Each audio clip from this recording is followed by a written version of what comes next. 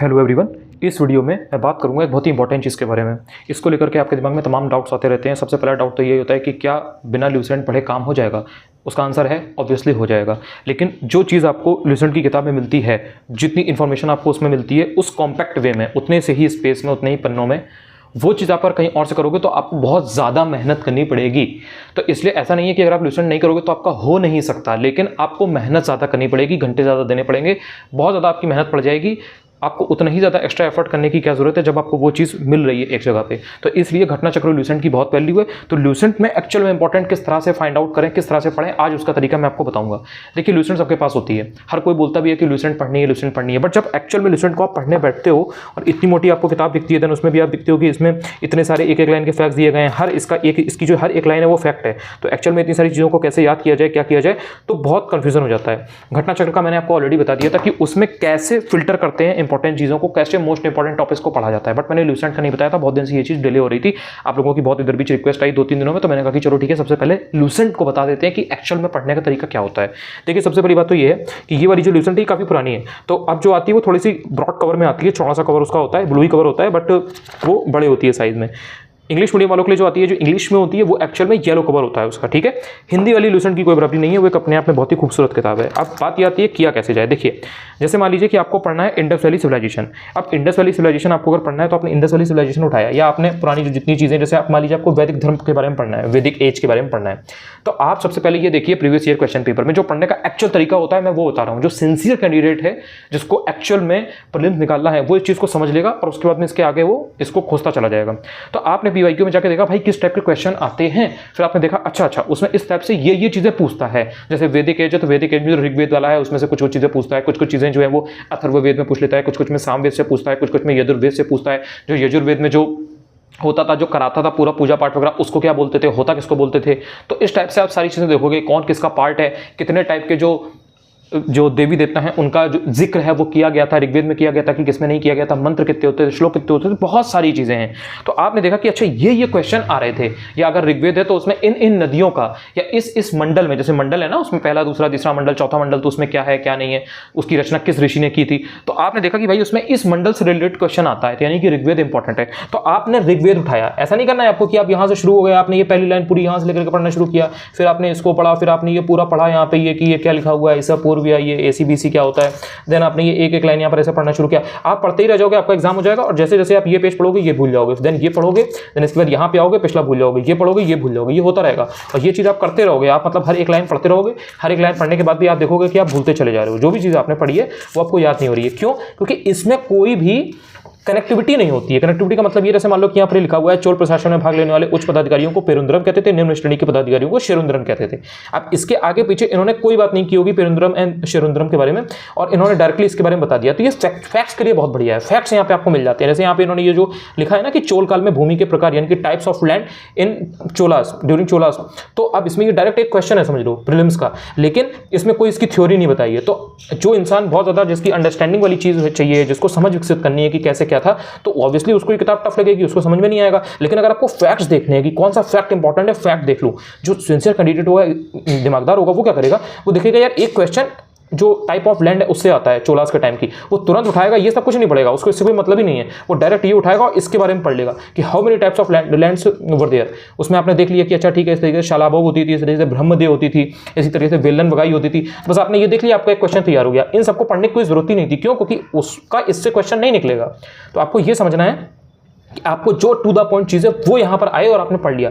जैसे मान लीजिए कि आपने ये देखा कि जो चालुक्य वंश है, कल्याणी के चालुक्य, वो बहुत इंपॉर्टेंट है। अब उसमें यहाँ पर देखिए मुश्किल से 6-7 फैक्ट दिए हैं। अब चालुक्यों के जो चालुक्य वंश है, इसमें भी कल्याणी के चालुक्य में क्या इंपॉर्टेंट चीज़ थी, जैसे मान लीजिए विल्हण या विज्ञानेश्वर, इनसे रिलेटेड क्वेश्चन आता है कि वो किसके दरबार में रहते थे। तो बहुत ज़्यादा जानने की जरूरत नहीं है, वहाँ पे आपसे वो सिंपल यही पूछेगा कि जो विल्हण एंड विज्ञानेश्वर है वो किसके दरबार में रहते थे। तुरंत उठाओ, चौथे नंबर पर जो फैक्ट लिखा हुआ है तुरंत देखो कि विल्हण एंड विज्ञानेश्वर विक्रमादित्य के दरबार में रहते थे। बस खत्म मतलब खत्म, बंद करके रख दो।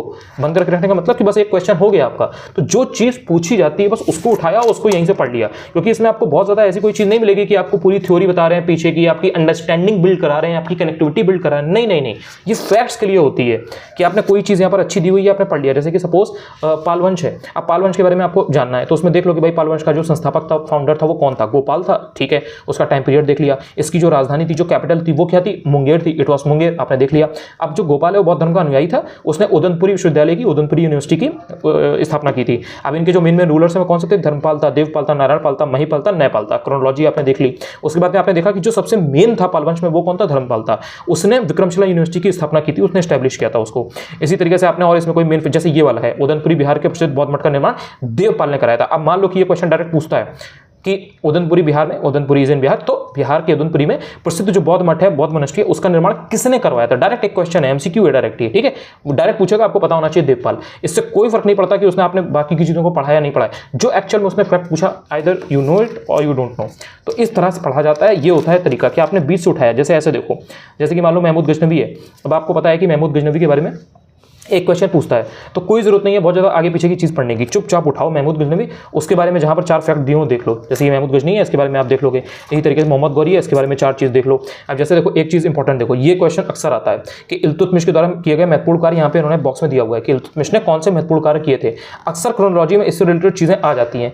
कभी आपसे ये पूछ लेगा कि सबसे पहले शुद्ध अरबी के सिक्के जो है वो किसने जारी किए थे? टंका जो होता था वो किस चीज़ का बना होता था, यानी कि किस चीज़ से वो बना हुआ होता था? चांदी का टंका, तांबे का जीतल होता था। इक्ता प्रणाली किसने चलवाई थी? तो पता होना चाहिए, यू शुड नो कि हाँ इल्तुतमिश ने चलवाई थी। तो आपने डायरेक्ट इल्तुतमिश के 5 काम जानने हैं, तुरंत के तुरंत आपने ये देखा और 5 इसके काम जान लिए। अब आपको ये तैयार हो गया। अब आपने इसको पढ़ा है नहीं पढ़ा है, गुलाम वंश आपने पढ़ा है नहीं पढ़ा है, गुलाम डायनेस्टी के बारे में आपको जानते हो नहीं जानते, कोई फर्क नहीं पड़ता। आपको 5 काम इल्तुतमिश के जो पूछा गया क्वेश्चन में वो आता है या नहीं, ये होता है आर का दिमाग।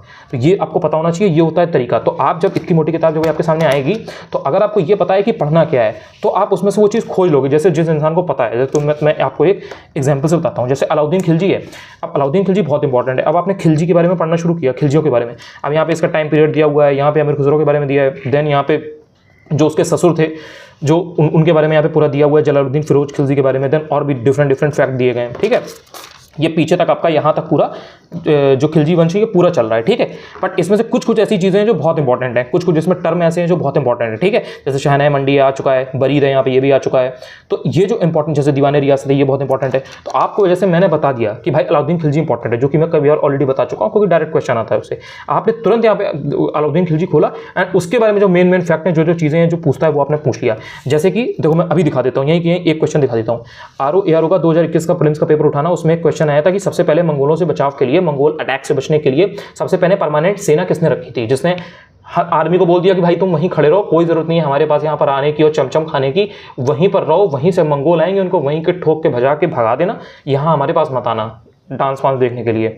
अब पूरी सेना आर्मी वहीं बैठी रही, परमानेंट सेना हो गई, परमानेंट आर्मी वहीं पर लगा रखी थी कि वो लोग आएंगे वहीं के वहीं मारकाट करना, हमसे मतलब नहीं है भाई, हमारे ऐशो आराम में कोई दखलंदाजी नहीं होनी चाहिए। तो ये जो परमानेंट आर्मी का सिस्टम है, ये अलाउद्दीन खिलजी ने किया था। डायरेक्ट ये क्वेश्चन देखो, ये ARO 2021 में आया हुआ है, मैंने यहाँ पे सामने फैक्ट देखा और देखो ये हाईलाइटेड भी है। ऐसा भी नहीं है कि बहुत कोई नॉर्मल चीज़ हो। इनकी सबसे बड़ी खूबसूरती क्या है इनकी ल्यूसेंट वालों की, कि जो ऐसी इंपॉर्टेंट चीज़ें उनको ये हाईलाइट करके दे देते हैं। जैसे घोड़े दागने की जो प्रथा है, या सैनिकों का जो होलिया लिखने की प्रथा है कि कौन किस तरीके का था, ताकि चोरी ना हो पाए, तो वो सारी चीज़ें इन्होंने कर रखी थी। भू राजस्व की दर थी, उसको इन्होंने कितना कर दिया था? डायरेक्ट क्वेश्चन आएगा कि अलाउद्दीन खिलजी के टाइम पे जो भू राजस्व की दर है उसको बढ़ाकर कितना कर दिया? भाई हाफ कर दिया गया था, हाफ कर दिया गया था, हाफ 1/2, बहुत बड़ी बात होती थी। तो इस तरीके से मेन फैक्ट है वो आपने इसके बारे में देख लिया, बस खेल खत्म, कोई जरूरत नहीं है जलालुद्दीन खिलजी के बारे में बहुत ज़्यादा जानने की, या जो भी मतलब इधर उधर की चीज़ें हैं, तो ये आपने तुरंत देख लिया। कौन, अब जैसे यहाँ पर जैसे ये क्वेश्चन है कि खुसरो खान ने पैगंबर के सेनापति की उपाधि धारण की थी, डायरेक्ट क्वेश्चन पूछेगा कि कौन सा ऐसा रूलर था, कौन सा ऐसा था खिलजी वंश का जिसने पैगंबर के सेनापति की उपाधि धारण की थी, ये टाइटल ऑब्टेन किया था।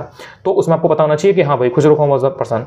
तो इस तरीके से ये आपको याद होना चाहिए। तो ये होता है तरीका मेन चीज़ों को पढ़ने का। ये अगर आपको तरीका मालूम है तो इसमें से भी, अब जैसे देखो फिरोज तुगलक है, ठीक है, फिरोज तुगलक मैंने आपको बता रखा है कि इससे रिलेटेड डायरेक्ट क्वेश्चन आते हैं। अब आपसे डायरेक्ट पूछ लेगा कि जो फिरोज तुगलक है उसने अपने दरबार में किसको संरक्षण प्रदान किया था, तो आपको डायरेक्ट मालूम होना चाहिए कि भाई शमसे सिराज था और जियाउद्दीन बर्नी था। और आपको पता होना चाहिए कि उसने जो फिरोज तुगलक ने उसने अपनी जो आत्मकथा लिखी थी वो किस नाम से लिखी थी, क्या नाम था उसका? तो फतुहात फिरोज शाही थी।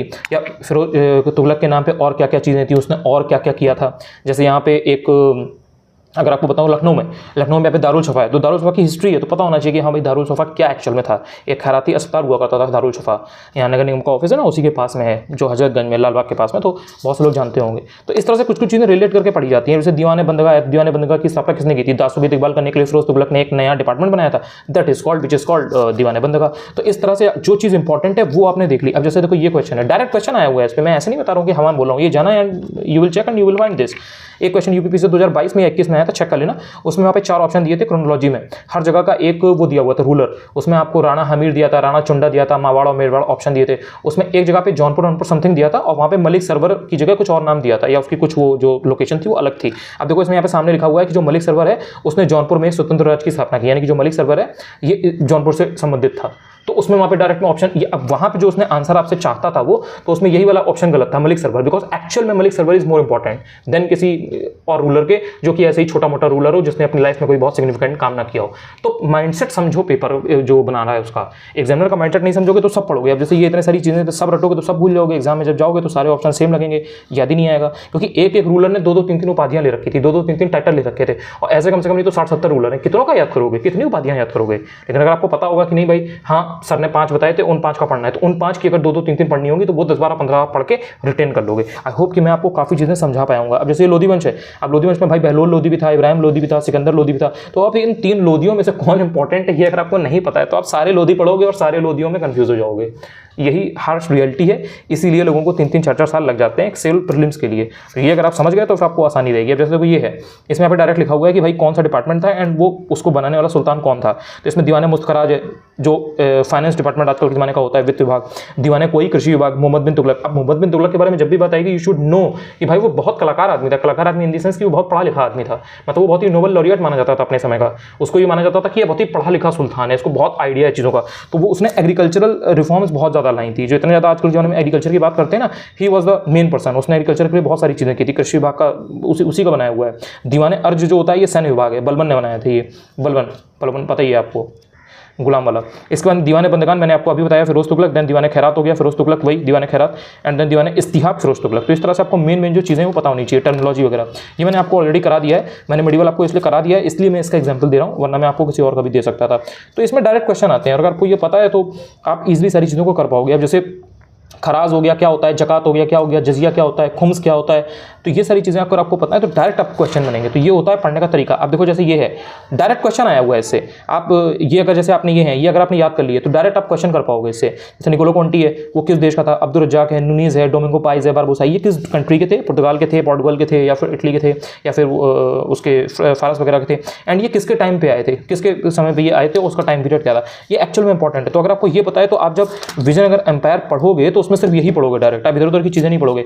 अगर आपको पता है कि हाँ संगम मंच में जो इनके रूलर्स हैं उनकी क्रोनोलॉजी पूछता है तो आप इसकी क्रोनोलॉजी देखोगे, एंड उसमें भी कौन सा रूलर इंपॉर्टेंट है उसकी क्रोनोलॉजी अगर मैं आपको बता दूंगा कि भाई इसमें हरिहर और रोक्का जो है और देवराय 2 है उनकी क्रोनोलॉजी या उनका टाइम पीरियड बहुत इंपॉर्टेंट है। तो इसमें जैसे अगर मान लो यहाँ पे कितने दिए हैं, यहाँ पे 7 दिए हैं, लेकिन मैंने अगर आपको बता दिया कि भाई देवराय 2 के बारे में अच्छे से पढ़ लेना, इसके बारे में ही पूछता है, तो इसके बारे में आप पूरा पढ़ लोगे, मतलब जो भी 4-5 फैक्ट होंगे तो आप सिर्फ वो पढ़ोगे तो आप याद रख पाओगे और वही एग्जाम में भी आएगा। तो ये होता है स्मार्ट वर्क जो मैं आपको करवाता हूँ। मैं ये नहीं कहता कि भाई सब पढ़ लो। अब मैं जैसे आपसे कहूँ कि ये पूरी ल्यूसेंट जो है ये रट लो, इसी में से आएगा, भाई इसी में से तो आएगा और कहाँ से आएगा, कोई चंद्रयान जो है वो लेकर के थोड़ी ना आएगा ऊपर से। तो ये चीज़ समझनी पड़ेगी, सारी चीज़ें रहती हैं, एडजस्ट कि आपको फिल्टर करना आना चाहिए कि क्या इंपॉर्टेंट है क्या इंपॉर्टेंट नहीं है।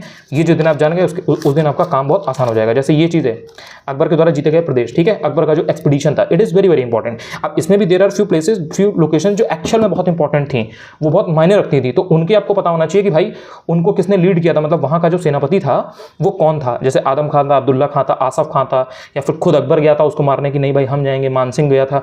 तो ये आपको कुछ मेन पता होना चाहिए। जैसे कालिंजर है, रणथंभौर है, मालवा है, मालवा बहुत इंपॉर्टेंट था, बाज बहादुर वाला, ठीक है, या चुनार है जैसे अफगानों का साझा, तो ये सब एक्चुअल में इंपॉर्टेंट थे। आमेर का है जैसे ये भारमल वाला, पता ही होगा आपको। तो इनसे क्या है कि इनसे अकबर की जो सत्ता है, जो वर्चस्व है वो कायम हो गया, मतलब दुनिया जान रही है, हिंदुस्तान जान रहा है कि हाँ भाई अकबर है वो तहस नहस करे दे रहा है, तबाही मचा रहा है, पूरा हिंदुस्तान उसने अपने कब्जे में कर लिया है, एक छत्र शासन कर रहा है। तो इस तरीके का एटीट्यूड लोगों के दिमाग में बन जाता था जब इस तरीके की ये विजय करता था। जैसे गुजरात वाला है ये बहुत इंपॉर्टेंट है, ठीक है। तो इस उसने वहाँ पे मोइन उसका सेनापति कौन था और किस साल हुआ, तो ये अगर आपको पता चल गया, जैसे हकीम मिर्जा है, इसका थोड़ा थोड़ा देख लेना, ये निसार खान है, ये कुछ कुछ चीज़ें इंपॉर्टेंट है इसकी।